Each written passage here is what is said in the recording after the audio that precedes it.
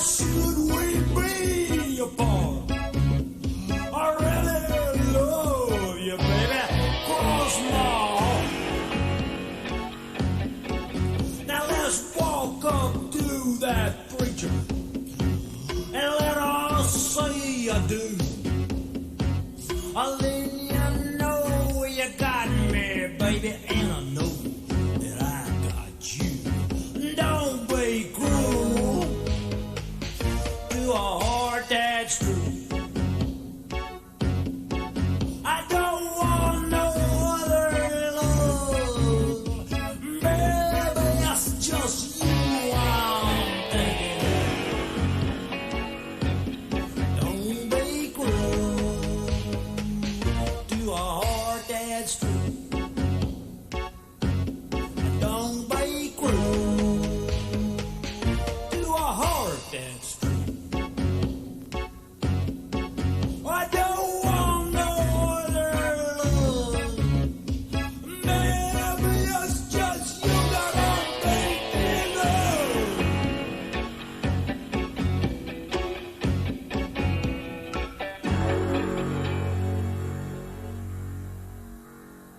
That was The Residents, 1990, with their King's version of another King's Don't Be Cruel. Hello, my name is Penn. This is my partner Teller, and in 1982, I worked with The Residents on this album, the 10th anniversary radio special.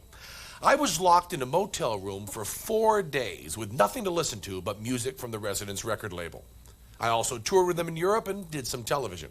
Here I am with The Residents in 1982.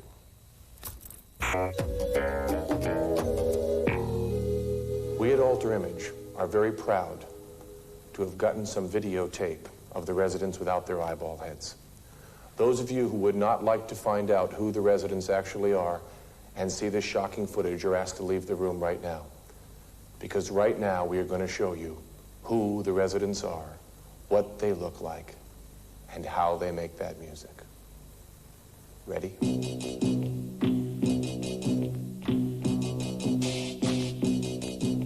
We're at a pub in Brixton where the Residents, relaxing before their European tour, are playing a game of snookers.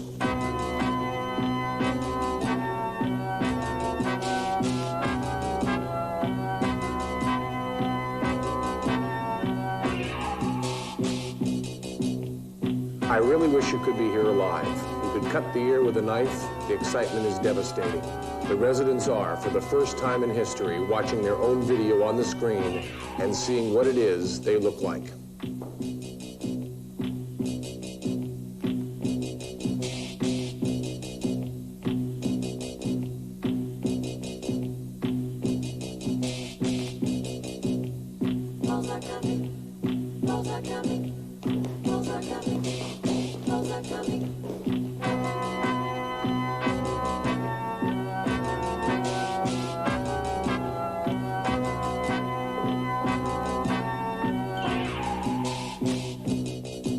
We're watching my first shot at the mole game here. The Residents developed a pocket video game that I'm trying to play.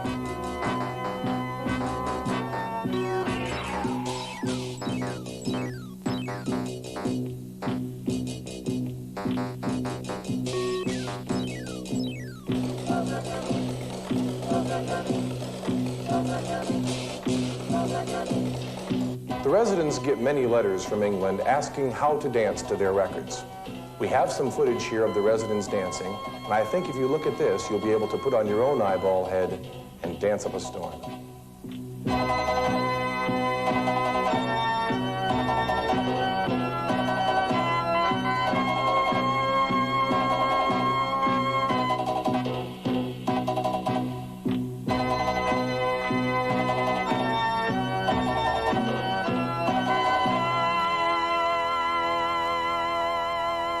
Besides being sporty, the outfits the Residents wear are quite practical.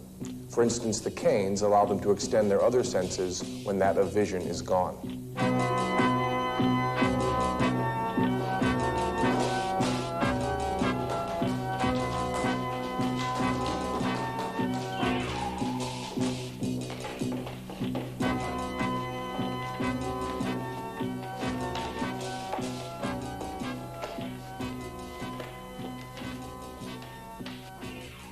We all wonder about the residents, but until today, very few of us knew.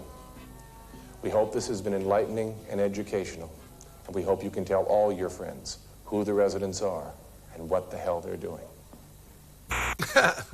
I still don't have a clue. Since the residents' identities are concealed, they have asked me to be their spokesperson. They have chosen me, and they've chosen this forum to clear up a few problems with their image. The residents are not anti-music, or even anti-pop music, nor are they functioning under a different set of rules than the other artists you see on this very network. I have always believed, personally, that the residents felt that anyone had a right...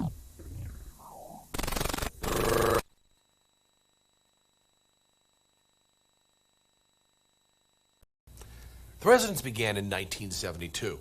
Their name itself is an acknowledgement of their respect for the business side of music. They sent an audition tape to Warner's Records. The tape was called the Warner Brothers album, and the band was unnamed at the time.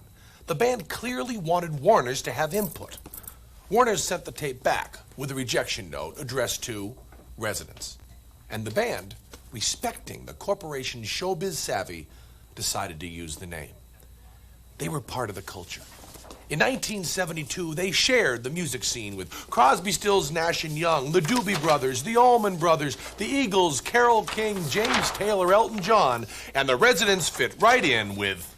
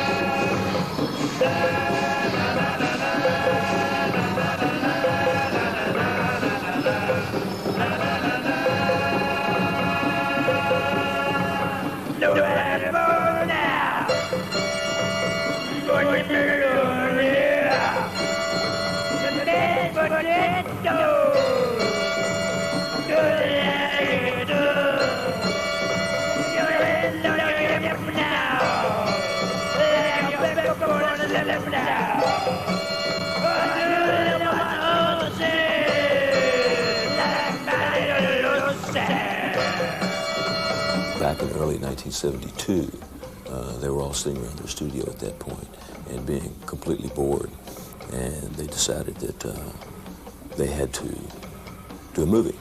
You know, okay, we're bored, we're going to do a movie. And they had a camera, they had some film.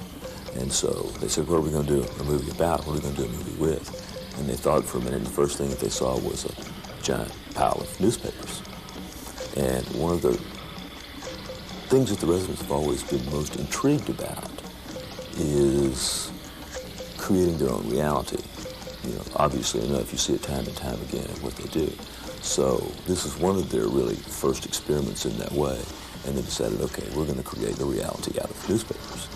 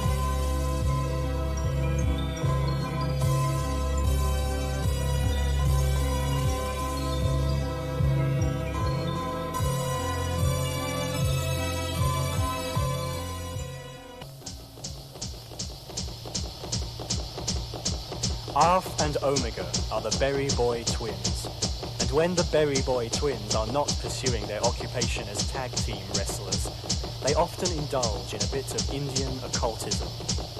This is one of those times. Civil disorder has erupted in the small colony of Vileness Flats. Oh, I just love it when those little hits pop right off there. Head pops off. Head pops off.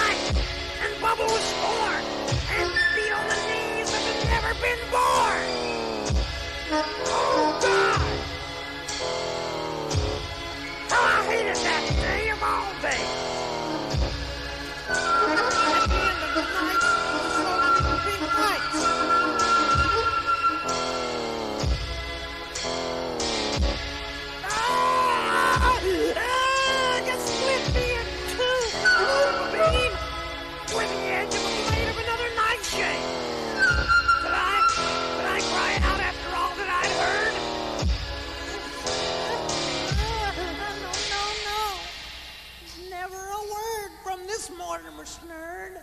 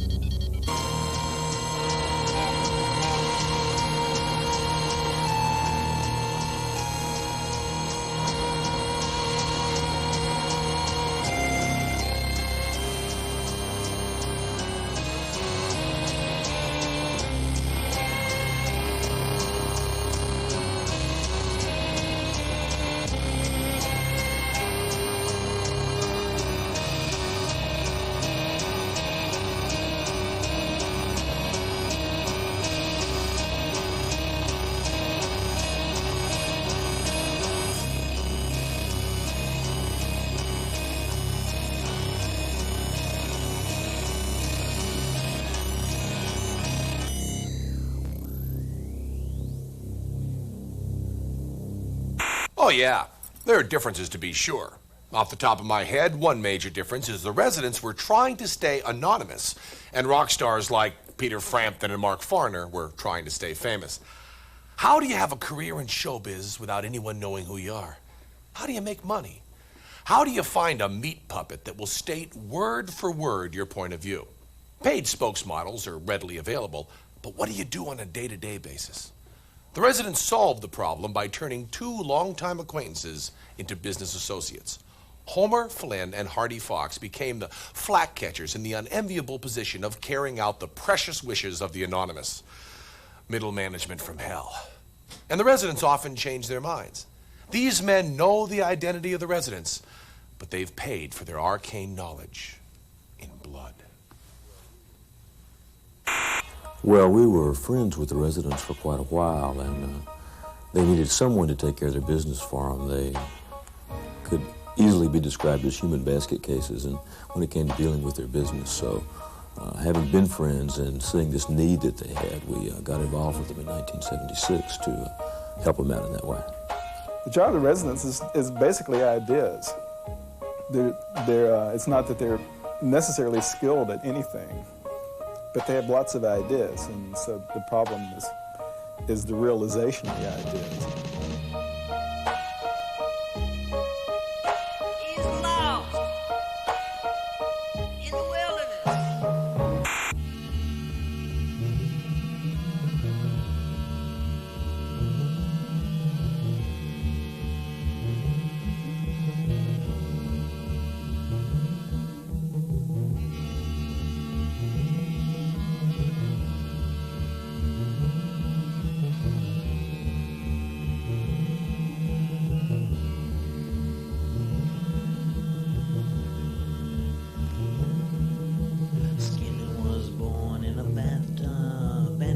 So incredibly thin that even the end of an eyedropper sucked him in. Now Skinny never knew any questions, and Skinny never looked at lights, but Skinny sold something every single night.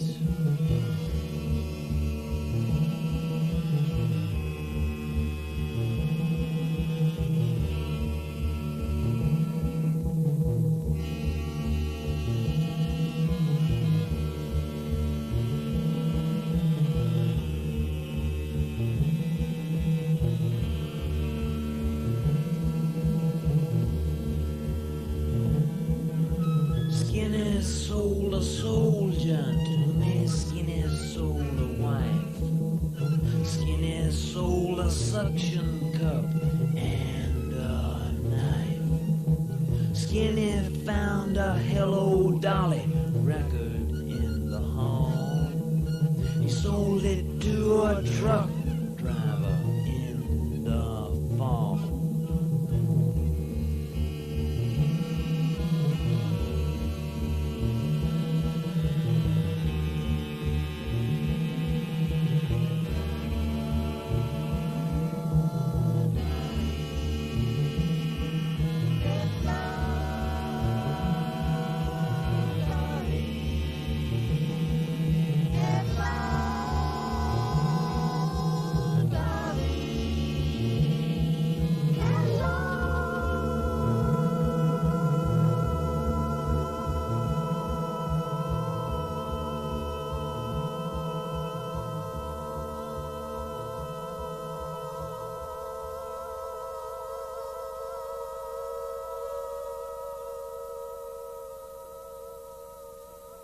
The give and take is pretty good. It's probably on our part a lot more give than take, but they're very easy to get along with. I would have to describe our relationship more as babysitters than anything else. Which includes everything from dealing with lawyers, accountants, cleaning the cat box, sweeping floors, engineer, equipment, things, just helping them realize projects, because they're not very realistic a lot of times when they undertake something. They have a great idea, but you know it's a great idea for some other planet, perhaps. But on this one, it needs some real people saying, well, you know, we can't do this, we can't do this is illegal, you can't do that. This costs too much money.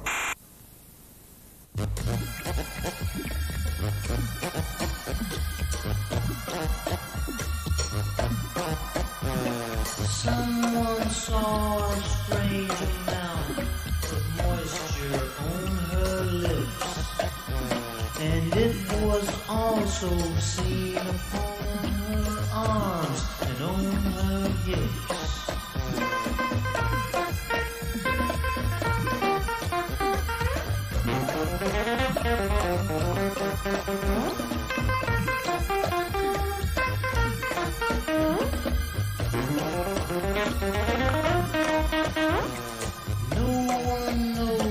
Exactly who she was or how she died, but when they opened up her purse, they found a snail inside.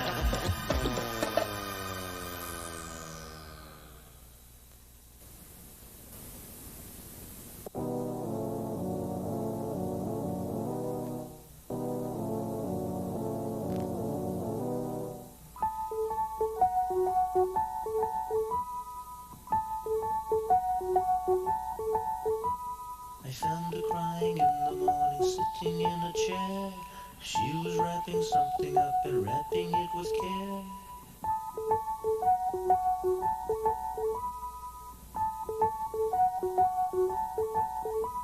I did not mean to hurt her when I fell asleep last night. I was just exhausted from the act of being polite. Yes, I was just exhausted from the act of being polite.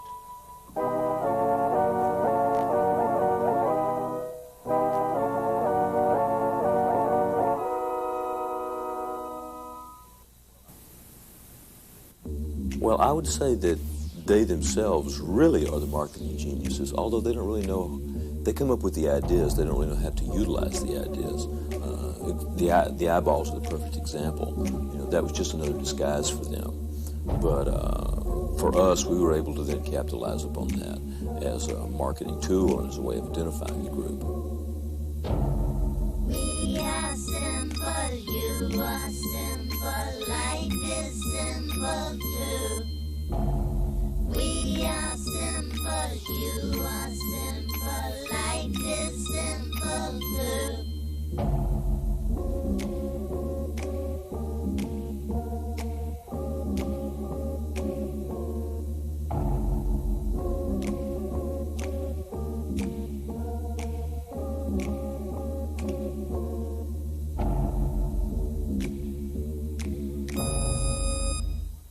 Robert Bielmeier once said, if you want to know about a man, find out what business he's really in. On the last tour, each of the Rolling Stones made $3 million for performing on stage and $29 million each from T-shirt sales. History will regard the Rolling Stones as T-shirt salesmen. And on this front alone, the Residents will blow the Stones out of the historical waters. Yeah, but T-shirts aren't all. The Residents also had the Residents forehead thermometer, the Residents pizza pan holder, bumper stickers, the CDs, and of course the yo-yo, so you can walk the Santa dog. Now, the Residents don't have a store, so they had to follow the Rolling Stones' lead and become traveling T-shirt salesmen. The Residents even have a sponge. The Rolling Stones don't have a sponge. Well, they had a sponge, but he died in a swimming pool. Here's some live stuff.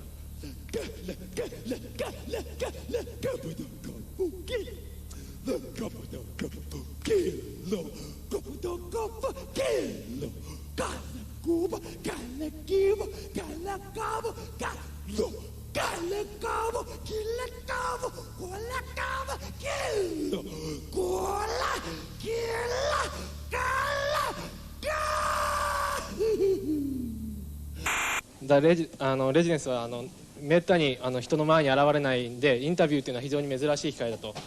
I think the eyeball is just the residents' way of letting the world know that they're looking at them.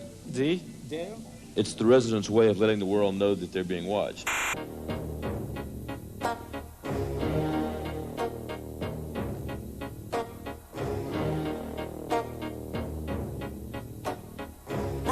This is a man's world.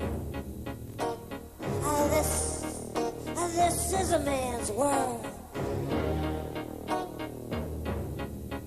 But it wouldn't be nothing. No, it wouldn't be nothing. No, it wouldn't be nothing. No, nothing, nothing. Without a woman. Without a woman. Without a woman or a girl.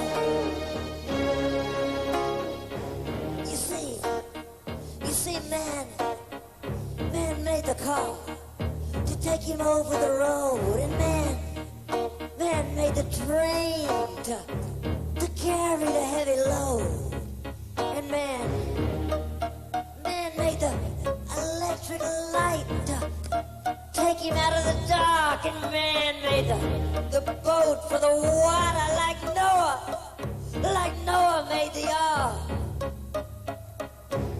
This is a man's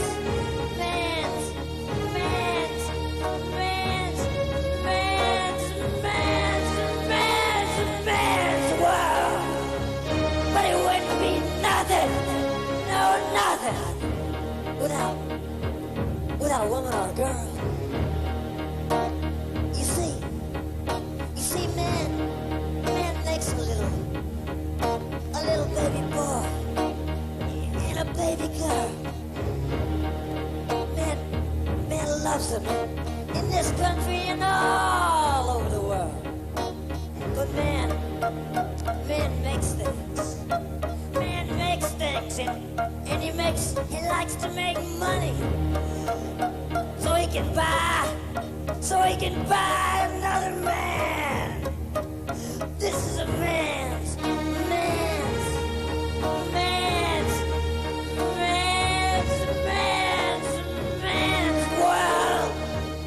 But it wouldn't be nothing. No, nothing. Without a woman or a girl. 株価そういうの言いましたね。忘れてたけども、じゃなくてですね、とてもマイナーなレーベル、サンフランシスコにあります、ラルフレコードっていうのがあるんですけれども、その中の4人組のグループ、レジデンツっていうの。ああ、知らねえや。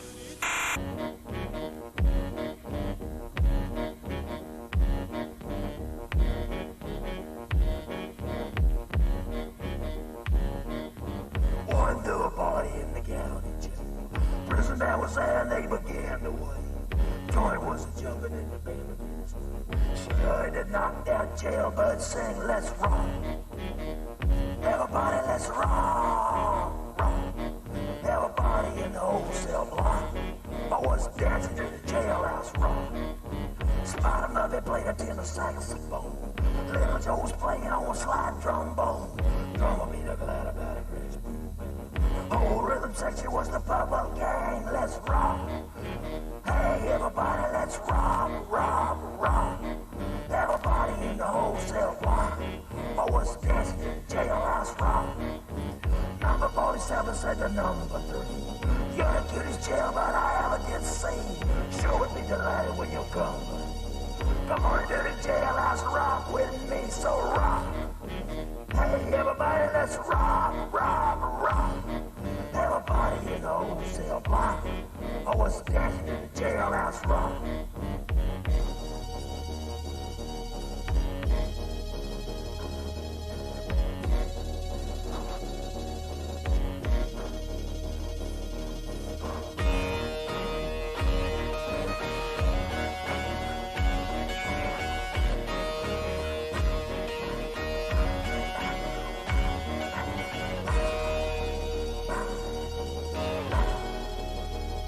John Cage said that knowing how to play instruments was fine, but it just got in the way of the truly great. So they decided they would prefer to be truly great.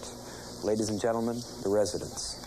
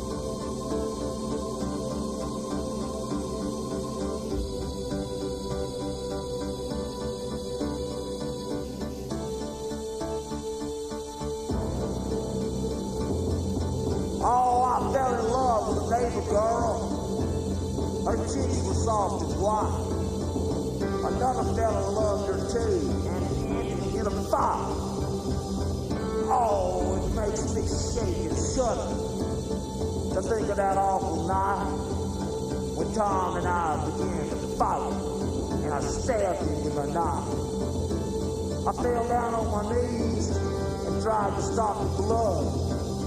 It came out from his side all spurting like some bright red crimson blood.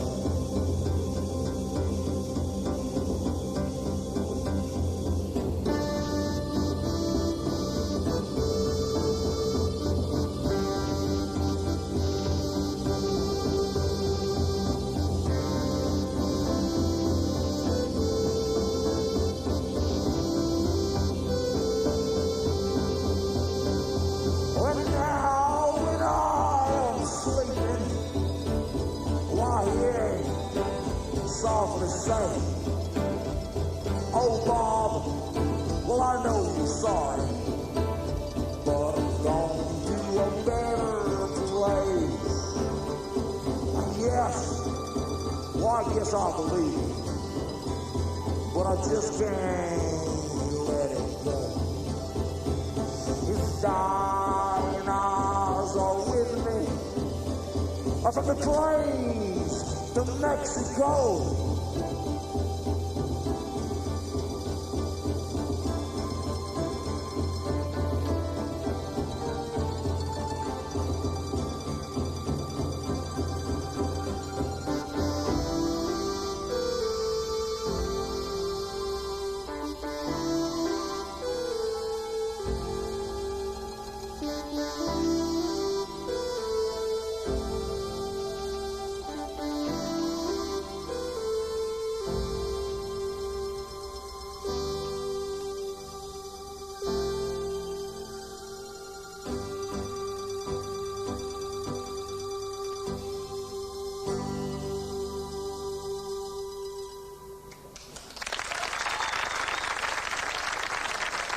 Coming closer, flames are licking my body.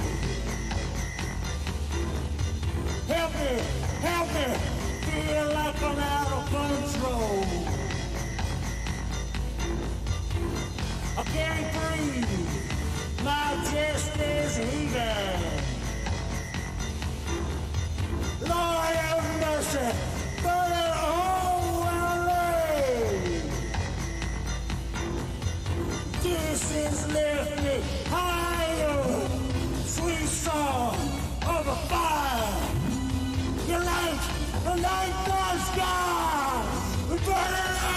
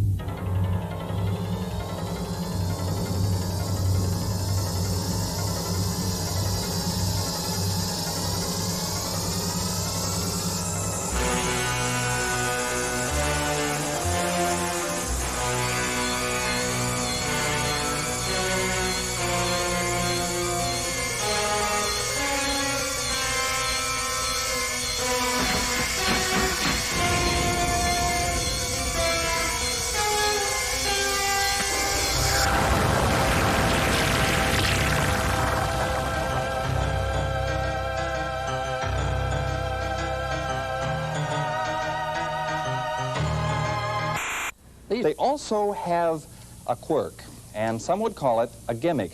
No one has ever seen the residents' faces. Now, this is long before the group Kiss. They rarely perform in public, and when they do, or when cameras are around, the quartet produces an array of disguises. Are the residents searching for truth? Probably, but at the moment they're just looking for their instruments. Anonymity paramount. They perform, in this case, behind screens. For us, they come out. Meet the residents. Their name allegedly is derived from an address label on a return demonstration tape. Tonight and tomorrow at the Kabuki Theater, the residents present The Mole Show. It's their first fully staged public concert. To celebrate this millennial event, an interview granted. Sort of. Penn performed with the long-running Asparagus Valley Review. He narrates the residents' show, and I discovered he narrates my interview. Residents, you won't talk to me.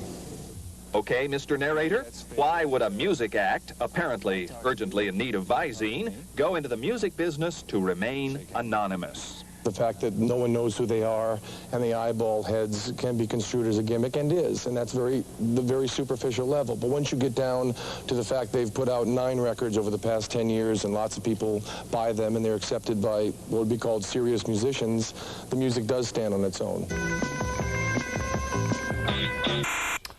So, you can talk about your Bruce Springsteen and your U2, you can talk about your Beatles, you can talk about your Bob Dylan, you can go all the way back to Chuck Berry, Hank Williams, and Leadbelly, but you don't need to. The band that has really led popular music, the band that has made it an art form, the band that took what was basically little more than a drum beat on 2 and 4 and made it art is The Residents, and this... And this is just stupid. I'm not reading anymore. I mean, I mean, they're self-serving and they're self-serving. I mean, I like The Residents. Stella likes The Residents. They're a fine band. I mean, they're on my record shelf and I enjoy their music very much. I think it's important music, but it is still music. We said we'd host the show. We've done that, but going on with this, reading this stuff is too much. So, with all due respect and no hard feelings, we're going to leave now. My name is Penn. This is my partner, Teller. Listen, hey, edit it however you like. Do anything you want, pay a scale. But whatever. It's a Residents show. We're gone. Penn and Teller. So long.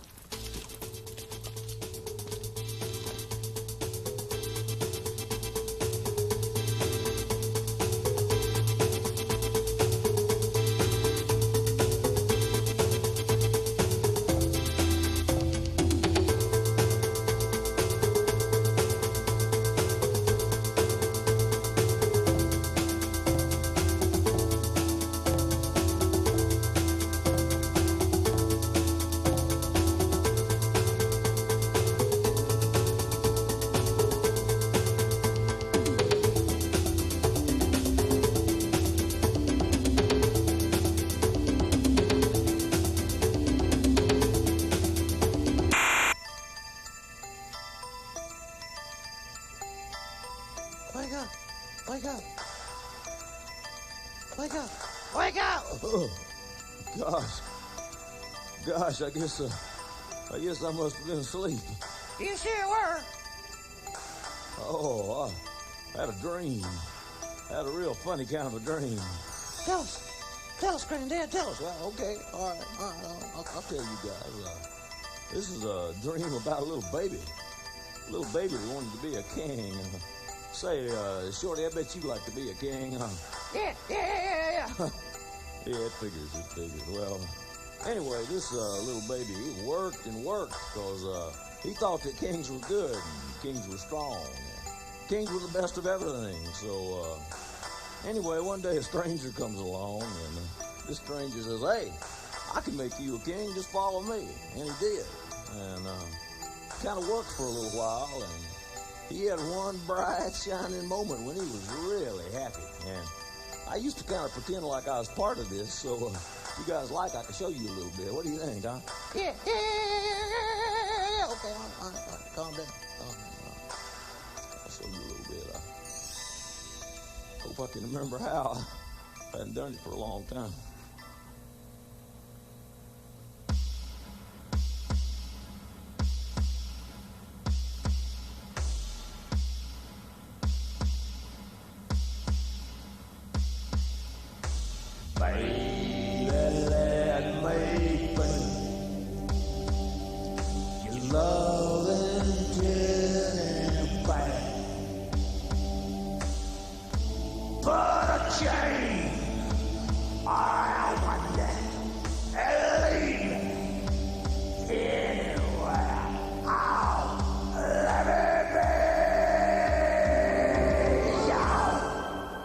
Teddy bear.